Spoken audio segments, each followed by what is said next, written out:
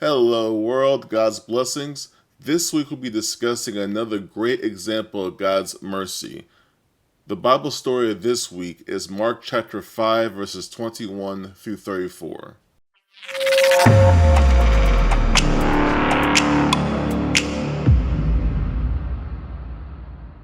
Jesus got into the boat again and went back to the other side of the lake, where a large crowd gathered around him on the shore. Then a leader of the local synagogue, whose name was Jairus, arrived. When he saw Jesus, he fell at his feet, pleading fervently with him. "My little daughter is dying," he said. "Please come and lay your hands on her. Heal her so she can live." Jesus went with him, and all the people followed, crowding around him. A woman in the crowd had suffered for 12 years with constant bleeding. She had suffered a great deal from many doctors. And over the years she had spent everything she had to pay them, but she had gotten no better. In fact, she had gotten worse. She had heard about Jesus, so she came up behind him through the crowd and touched his robe, for she thought to herself, "If I can just touch his robe, I will be healed." Immediately the bleeding stopped, and she could feel in her body that she had been healed of her terrible condition.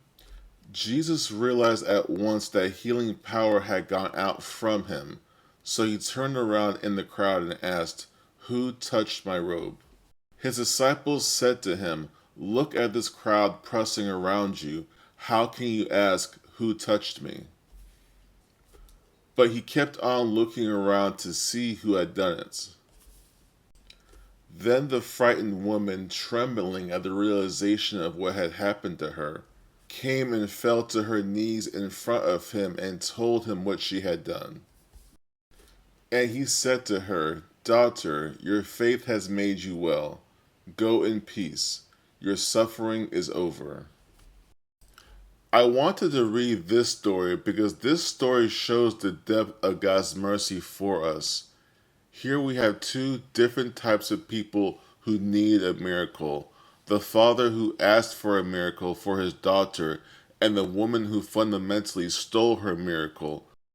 In both cases, God happily provided for them as a testimony to the world that God loves you where you are right now.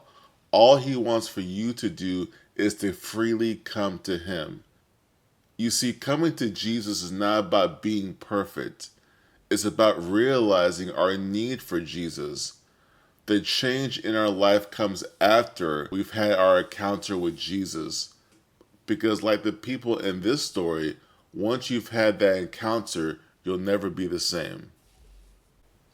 And with that, we come to the end of another video. If you like this video and channel, please do not forget to hit the like and subscribe button. And until next time, I pray God's blessing on you and that you always seek him first.